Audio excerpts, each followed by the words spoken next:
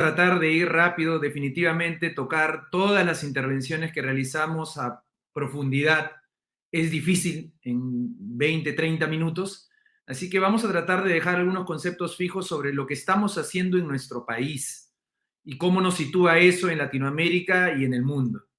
En primer lugar, como concepto general, es entender que, como mencionó Rogelio en algún momento, la cirugía fetal nace con ciertas indicaciones, teniendo como punto fundamental que la anomalía constituye una amenaza para la vida, para su vida.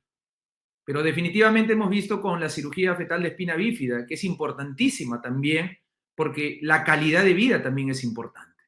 Entonces, ¿cuál va a ser ese punto? Definitivamente el futuro va a decirlo, pero existen ya ciertas indicaciones que, como ustedes pueden ver, pueden tomar una foto para guardarla si no está redundando en la misma, sobre la International Fetal Medicine and Surgery Society, sobre cuáles son esas indicaciones. Pero aquí quisiera aclarar un punto que es importante recordar. Mundialmente está existiendo una tendencia un poco snob sobre lo que es la cirugía fetal. Y mucha gente quiere formarse en cirugía fetal y se olvida que lo más importante es la medicina fetal. La medicina fetal como tal constituye verdaderamente la especialidad que toma el feto como paciente, siendo la cirugía fetal parte de ella y de hecho constituiría el 10 a 20% de lo que realmente es la medicina fetal. Y partiendo de eso, no habría cirugía fetal si no hay diagnóstico prenatal. Por eso es importante resaltar que con estas cirugías, con estas intervenciones, es necesaria la divulgación y la enseñanza de la medicina fetal a nivel de subespecialidad. En ese sentido, ¿cuáles son las intervenciones en cuanto a terapia fetal que podemos realizar y que realizamos actualmente en el país? Vamos a dividirlas en tres grupos. El intervencionismo percutáneo, el que se realiza a través de agujas con distinto diámetro, el intervencionismo a través de fetoscopios, es decir, aquel que ingresa de forma endoscópica a la cavidad uterina y nos da una visualización de lo que está pasando dentro del útero, y obviamente el intervencionismo abierto, que como ustedes escucharon es el de elección en la reparación de mielomeningocele. Vamos a ir uno por uno. Como ustedes verán, en el primer cuadro con respecto al intervencionismo percutáneo, pongo lo que es relacionado a la biopsia coreal, la amniocentesis y la amnioinfusión. ¿Y por qué pongo esto como parte del intervencionismo? Porque recordemos que la medicina fetal básicamente la podemos dividir en tres grandes pasos. Primero, tamizaje o screening. Segundo, diagnóstico. Y tercero, tratamiento. En la parte del diagnóstico vamos a tener un diagnóstico ecográfico, pero también necesitamos un diagnóstico cromosómico. Y para eso tenemos que dominar las técnicas tanto de la biopsia coreal como la amniocentesis. Y no solamente para diagnóstico, sino que el dominio de la amniocentesis va a permitir realizar procedimientos que forman parte del intervencionismo fetal, como son la anestesia fetal, que se realiza con una aguja de amniocentesis, amnioinfusión, en el caso de, por ejemplo, realizar una derivación vésico-amniótica por una megavejiga que no tenga líquido y que tenemos que construirle una ventana operatoria para poder colocar el shunt, etcétera, etcétera. Entonces, no podemos olvidar que la base por la cual el ginecobstetra es quien realiza los procedimientos invasivos y la terapia fetal es el dominio ecográfico, es decir, la guía ecográfica de estos procedimientos es fundamental para poder ingresar y poder tratar al bebé dentro del útero. Y en eso tenemos que recordar que tanto la biopsia coreal como las amniocentesis en manos entrenadas no tiene una tasa de pérdida del 1% que tradicionalmente se enseña, sino solamente del 0.22% y más que nada también depende de la patología. ¿Cuál es el siguiente procedimiento o intervencionismo percutáneo que se realiza? Pues como ustedes muchos saben, la cordocentesis y la transfusión sanguínea intrauterina. Para esto vamos a utilizar una aguja de amniocentesis en realidad, una aguja de 21 gauge, 22 gauge, es decir, de 1 milímetro de grosor, y vamos a utilizarla básicamente en el cuadro de anemia fetal, es decir, vamos a transfundir sangre porque el bebé tiene anemia. Y hay dos patologías clásicas que causan anemia fetal. Una de ellas es obviamente la isoinmunización por incompatibilidad de RH y la otra que quizás no se ve mucho, no se diagnostica mucho es la infección por parvovirus que produce una anemia plástica fetal que no solamente baja los hematíes, sino también las plaquetas. Es importante recordar que tanto para el manejo de los dos cuadros en el aspecto de la anemia fetal es crucial el dominio del Doppler de la arteria cerebral media para poder hacer el diagnóstico ecográfico de anemia fetal y esto acompañarlo, como ustedes pueden ver allí en mi mouse, de signos ecográficos fetales de anemia fetal, como son la ascitis, la cardiomegalia y el polidramios con la placentomegalia. El tipo de transfusión sanguínea se puede realizar por cordocentesis, ya sea anterior, es decir, cuando la placenta está en la cara anterior de transplacentaria, como ustedes pueden ver en este video, puede ser una cordocentesis transamniótica, cuando la placenta es posterior, puede ser una cordocentesis de asa libre, cuando no tienes acceso a la inserción de la vena umbilical en la placenta, o como ustedes pueden ver en este caso que realizamos en la clínica Delgado, con precisamente el doctor Guillermo Díez, una transfusión sanguínea intracardíaca, en el caso en el cual la edad gestacional sea menor a 26 semanas y el bebé se encuentre en un estado hidrópico acompañado de una bradicardia fetal severa, como era en este caso y ustedes pueden ver en el video. Los siguientes son las derivaciones intrauterinas. ¿Qué son derivaciones intrauterinas? Es básicamente bypasear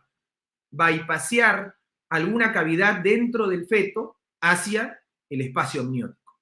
Y tenemos fundamentalmente dos, las derivaciones tóracoamnióticas y las derivaciones vésicoamnióticas. En el caso de las derivaciones vésicoamnióticas, las que se utilizan básicamente están relacionadas con la obstrucción urinaria baja, es decir, con la megavejiga.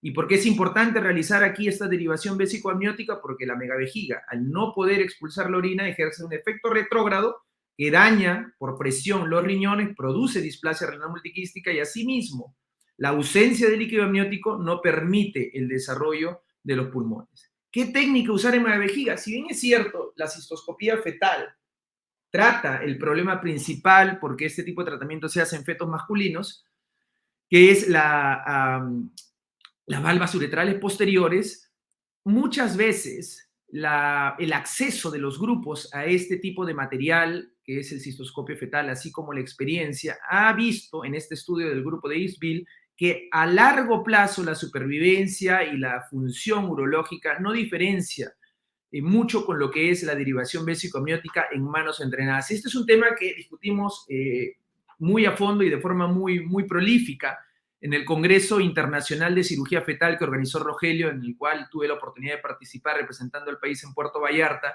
y dejamos claro como conclusión del debate que la técnica a escoger era la técnica que mejor dominara el centro de cirugía fetal que estuviera realizando. En este caso, nosotros realizamos por default la derivación vésico-amniótica, que básicamente, como ustedes pueden ver, establecemos primero el diagnóstico prequirúrgico y luego procedemos a realizar la colocación del shunt vésico-amniótico. Para eso, primero realizamos esta creación de ventana operatoria, es decir, con una amnioinfusión, con una aguja de amniocentesis, y luego colocamos el shunt vésico-amniótico con una aguja de 14 gauge. Utilizamos el shunt de Harrison. Es una aguja de 14 gauge, 2 milímetros y medio, que requiere anestesia local materna, y luego, como ustedes pueden ver, ingresamos con esa aguja hasta la vejiga del bebé, y una vez dentro de la vejiga, como ustedes pueden ver allí, vamos a proceder a hacer la instalación en inglés le llaman el deployment del shunt vésico-amniótico, para de esa forma bypasear la obstrucción, lograr disminuir la presión en los riñones y de esa forma lograr también la presencia de líquido amniótico. Tenemos ya en la revista peruana de ginecobstetricia el primer caso realizado con evaluación postnatal al año de vida de nuestro primer caso. Y en el caso de la derivación tóraco-amniótico, como mencionó, y una muy buena pregunta del doctor Elías ahí en los comentarios, ¿cuándo se hablaba de hidrotórax masivo? En realidad, la definición más importante para poder definir no solamente que haya hidrops, sino que el hidrops esté en relación como origen al hidrotórax para poder realizar esta colocación del shunt tóraco-amniótico, que puede ser unilateral o puede ser bilateral, dependiendo de la desviación que esté ocasionando en el caso de la unilateralidad.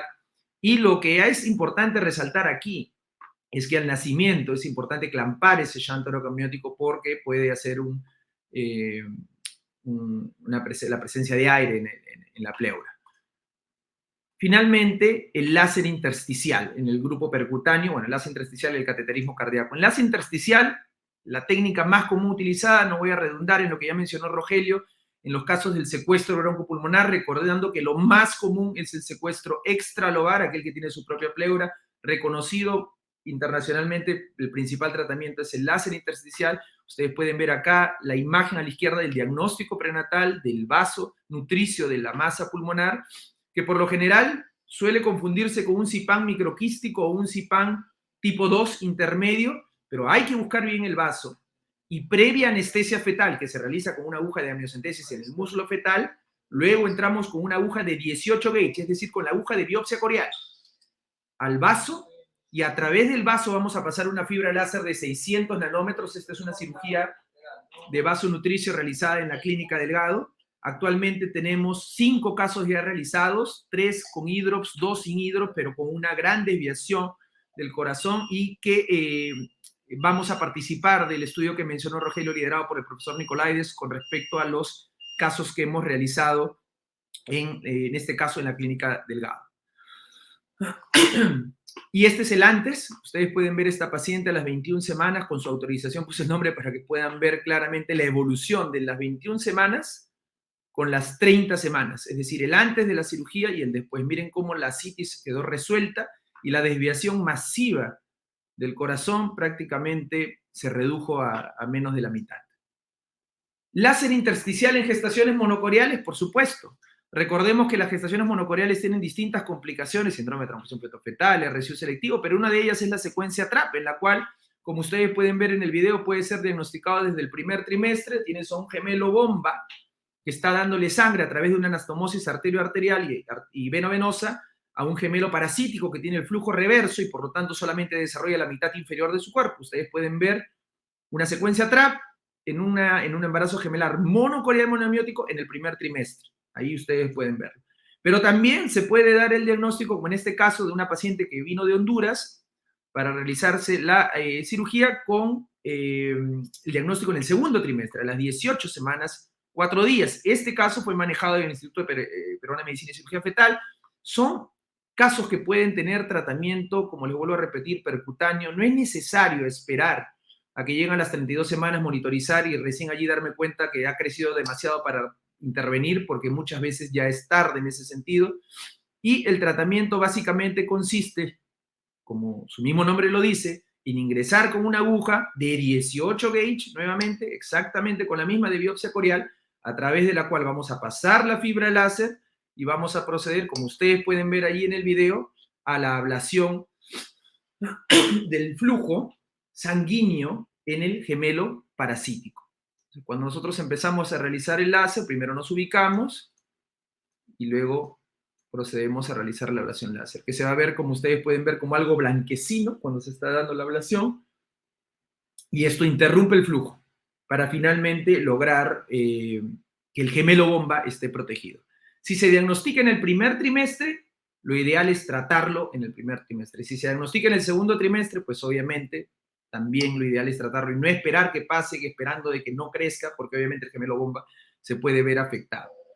¿Y qué pasa si ya nos llega en el tercer trimestre? Es decir, la secuencia TRAP llega en el tercer trimestre. Puedes utilizar un tipo de tratamiento que pertenece al segundo grupo, que es el grupo fetoscópico endoscópico, que es la coagulación bipolar de cordón umbilical, pero solo en el caso o que la masa supere la mitad del volumen del gemelo bomba, o que se trate de una gestación gemelar monocorial monoamniótica, en la cual, como ustedes pueden ver en este caso, nosotros con uno de los fetoscopios, con un grasper fetoscópico, procedemos a desenredar el cordón umbilical.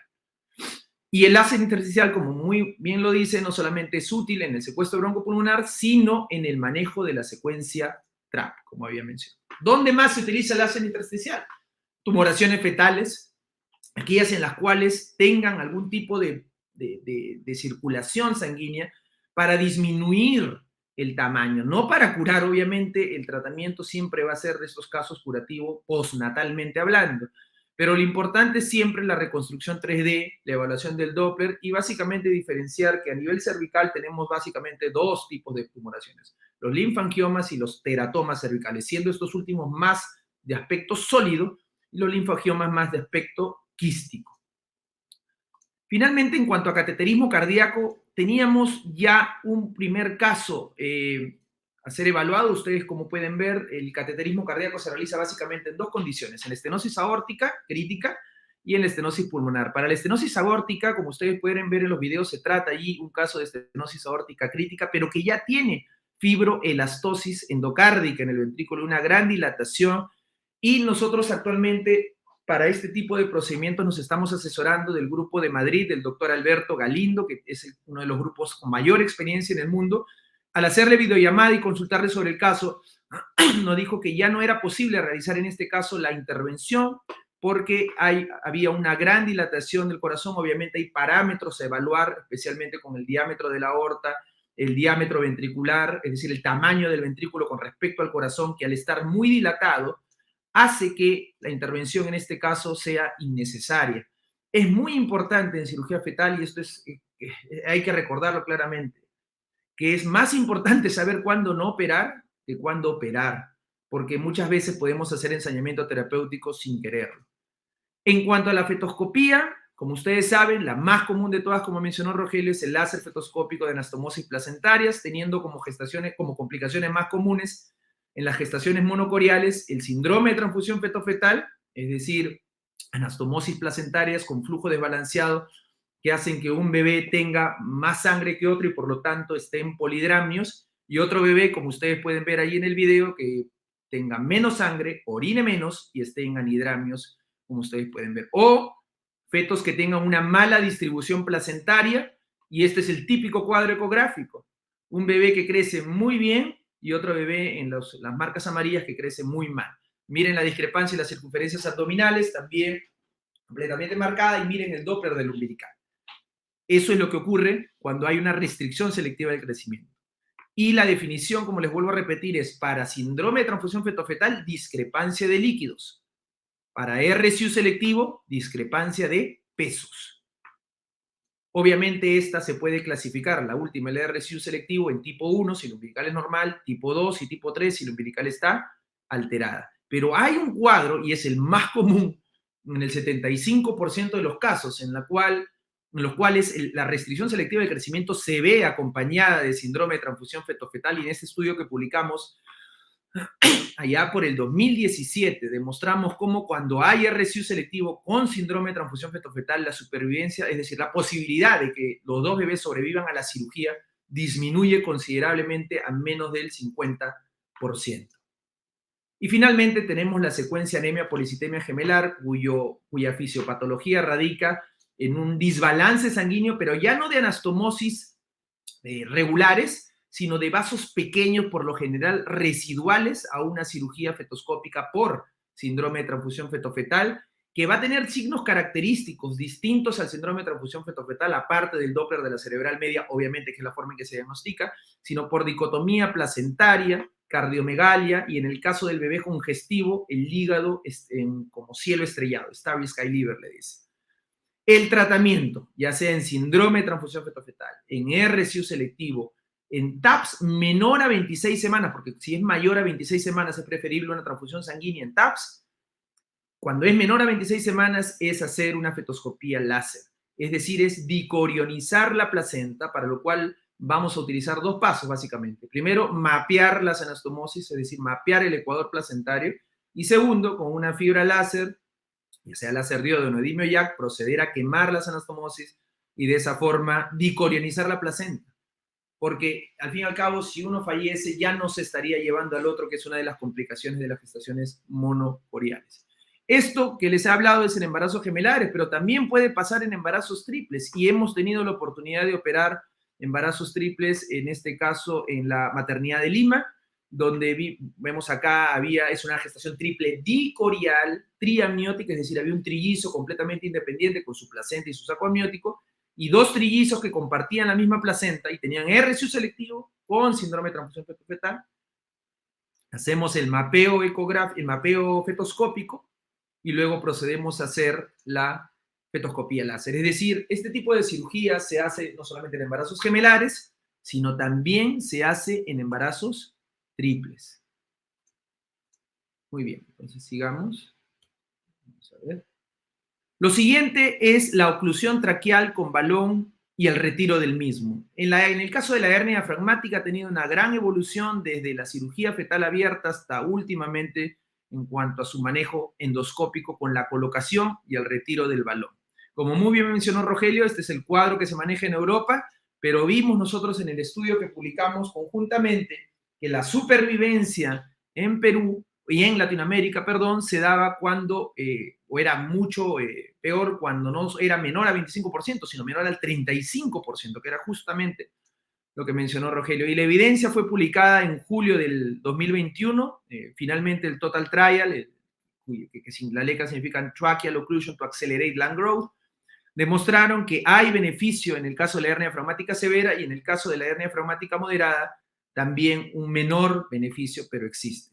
Por lo tanto, hoy por hoy la indicación es realizar este tipo de cirugía cuando hay hernia diafragmática severa y moderada, más no cuando hay leve. ¿Qué es lo que se utiliza? Este pequeño baloncito que ustedes pueden ver allí. Nosotros, ¿cómo lo colocamos? Utilizando una pequeña jeringa de un cc, lo colocamos para poder verificar que esté funcionando.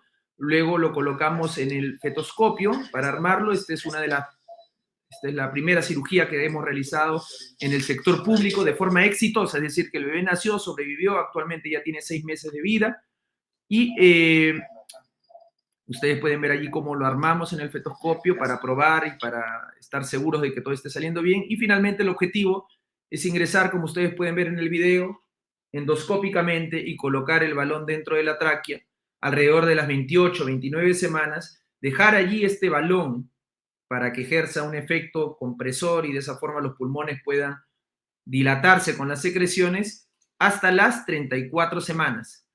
Y a las 34 semanas proceder con el retiro fetoscópicamente. En este caso, 34 semanas, 5 días fue que lo realizamos. Este es el caso, el primer caso exitoso en el Perú que lo realizamos en la Clínica Delgado. Y podemos ver allí cómo hacemos el ingreso directo. No utilizamos la técnica de Seldinger, nosotros utilizamos el ingreso directo bajo guía ecográfica, en este caso usando una cánula check flow de 10 French, que equivaldría a algo de 3.4 milímetros de grosor, y finalmente llegar a la tráquea. Allí ustedes pueden ver el balón, desinflarlo y finalmente extraerlo con un pequeño grasper para luego poder hacer el manejo postnatal. Recuerden que este es un manejo paliativo, no es un manejo curativo. El manejo curativo se da en las primeras 48, 72 horas después de que ha nacido el bebé y es importante tenerlo en cuenta. En cuanto a las bandas amnióticas, hicieron una muy buena pregunta. ¿Cómo se hace el manejo? El manejo y el monitoreo en realidad se hace ecográficamente y para eso se utiliza el Doppler. Y el Doppler, junto con la ecografía, nos van a poder permitir decir si es que tenemos entrar o no. Ustedes pueden ver aquí en este video cómo aquí hay una banda amniótica a nivel del tobillo y a nivel del dedo gordo del pie. Nosotros hicimos esta primera cirugía en la Clínica Delgado también.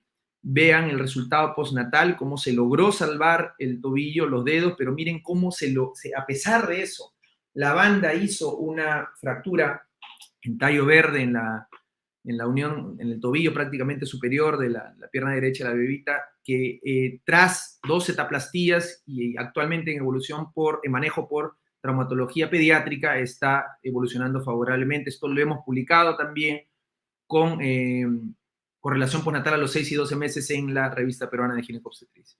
Y finalmente tenemos otro cuadro importante que mencionó también Rogelio y que hemos hecho acá en el Perú, en este caso en la maternidad de Lima, con respecto a la liberación de membranas obstructivas en caos o en atresia, obstrucción bronquial unilateral, que es la broncoscopía fetal. Ustedes pueden ver aquí en este video, fue una paciente que fue derivada por una supuesta CIPAN microquístico, pero que como ustedes pueden ver era masiva la desviación, el tamaño del pulmón, un bebé completamente hidrópico, y que al Doppler, esta estructura anecogénica, que no pintaba el Doppler, obviamente no se trataba de un vaso, se trataba de una dilatación bronquial. Tras hacer una junta médica con el profesor Nicolaides por videoconferencia, se decidió entrar, sabiendo de que obviamente las posibilidades por estar en hidrops y ser una obstrucción bronquial, considerando que el 90% de las obstrucciones bronquiales es atresia bronquial y definitivamente allí no hay nada que liberar, y solamente teniendo un 10% de probabilidades de liberar la membrana, ingresamos por fetoscopía, exactamente igual que a las 25 semanas, exactamente igual que cuando hacemos para un balón, previa anestesia fetal. Llegamos hasta las cuerdas vocales, atravesamos la glotis, ustedes pueden ver allí cómo estamos ingresar, y cuando ingresamos a la tráquea, ustedes pueden ver allí el video, estamos ingresando, ahí seguimos ingresando, no encontramos nunca carina, no hubo nunca carina, no encontramos esa membrana, vamos a ir más adelante, miren aquí, donde debería estar la carina, no hay carina, se trataba desafortunadamente, lamentablemente, de un caso de atresia bronquial que no pudo ser liberado. A la semana el bebé falleció, lamentablemente, y se confirmó por fetoscopía el cuadro de atresia bronquial. Entonces, en este caso, obviamente, con autorización de los padres, pues hicimos esa cirugía porque ellos estaban desesperados por hacer algo por su bebé. Finalmente, y para ya no redundar lo que expuso Walter, la reparación del mielomeningocele, es importante entender qué es lo que pasa en el mielomeningocele. En el mielomeningocele, al igual que en la mielosquisis, como ustedes pueden ver aquí, esto a la izquierda es un cuadro de mielosquisis, esto a la derecha, aquí al medio, perdón, es un mielomeningocele, y lo que ustedes pueden ver aquí es el fenómeno por el cual se produce el Arnold-Chiari, que es la pérdida del líquido cefalorraquídeo por el defecto. Y eso ecográficamente se traduce en el signo de limón y en el signo de la banana, es decir, en la compresión de los parietales y el aplastamiento de la fosa posterior. Ustedes pueden ver allí el defecto en la columna y obviamente una alteración también en la movilidad de las piernas. Antes de hacer cualquier operación, insisto nuevamente, el diagnóstico ecográfico es fundamental. Dominar las distintas técnicas ecográficas para determinar tanto el nivel anatómico, como ustedes están pudiendo ver en el video, y el nivel funcional, es decir, qué es lo que se está moviendo en las piernas. El que realiza, y esto es otra cosa que hay que determinar y dejarlo bien en claro, en todas las otras cirugías previas, intrauterinamente hablando, quien realiza el procedimiento, fundamentalmente, es el ginecólogo especialista en medicina fetal. Pero en el caso de la cirugía fetal de espina bífida, tanto el ginecólogo que hace la histerotomía o que acompaña al que hace la histerotomía como el especialista en medicina fetal, le abren el campo para que el neurocirujano sea el que realiza la corrección, que tiene que ser bien ajustada, le llaman tight closure, una cerradura, un cierre, una reparación del defecto bien ajustado para que no haya pérdida de líquido cefalorraquídeo. Por lo tanto, ese es quizás la principal traba que tiene la cirugía fetoscópica, porque los neurocirujanos no están acostumbrados a realizar la cirugía fetoscópica, no hacen endoscopía, no hacen laparoscopía. Y poner a un cirujano endoscópico con guía de neurocirujano, sí, se puede hacer, de hecho algunos grupos lo hacen, pero como vuelvo a repetir, esa es alguna de las trabas que se dan en algunos grupos que hacen la reparación de mielomeningocele por fetoscopía. Entonces, la espina bífida abierta en base al MOMS trial es quien tiene la evidencia y nosotros realizamos la primera cirugía en el sector privado, Walter la realizó en el sector público, nosotros la realizamos en el sector privado, en la angloamericana en el 2018 y este año este año hemos empezado nuevamente con el programa de cirugía fetal de espina bífida, ya no en la privada, seguimos en la Delgado en realidad, y ahora lo estamos haciendo en la maternidad de Lima, y este es el caso, ven ustedes la exposición que tuvo, una muy buena exposición para el neurocirujano, quien está reparando y cerrando el defecto, que es el doctor Marco Mejía, que es realmente uno de los doctores a nivel internacional con mayor experiencia, trabaja con los dos grupos que hacemos cirugía fetal de espina bífida, con el grupo de Walter y con mi grupo. Entonces, es importante resaltar su nombre, el doctor Marco Mejía. Él es realmente una persona muy valiosa para ambos grupos en la realización de este tipo de cirugía. Finalmente, y como conclusión, y no mencioné lo del exit, porque Rogelio mencionó algo que nosotros hemos incorporado después de dialogar, ya que como nosotros hacemos broncoscopía fetal y colocación y retiro de balón, también utilizamos y vamos a empezar a realizar lo que es la intubación traqueal fetal endoscópica, el FETI. Por lo tanto, tratamos de evitar el exit porque es una cirugía realmente cruenta y que impone cierto riesgo para la mamá. Como conclusiones, no nos olvidemos en medicina fetal y en cirugía fetal que el principal enemigo que tenemos es el parto pretérmino. Cualquier procedimiento que ingrese o que irrumpa el vientre materno tiene un riesgo de parto prematuro. Y ustedes pueden ver cómo va desde las transfusiones intrauterinas hasta la cirugía láser por fetoscopía, la colocación del balón, todos tienen un riesgo de rotura prematura de membranas y por lo tanto parto prematuro. Y eso es importante tenerlo en cuenta antes de que cualquier centro realice, y eso es algo que hemos venido aprendiendo desde el 2017, que volvimos, ya son 6 años que venimos haciendo cirugía fetal en el sector privado primero, ahora ya en el sector público, para armar el equipo. No solamente la parte de medicina fetal, es importantísima la neonatología, porque si una buena neonatología, operas bebés que luego nacen a las 30, 31 semanas y no hay cupo en UCI neonatal, obviamente no va a haber un éxito en la cirugía fetal. Muchísimas gracias por su atención.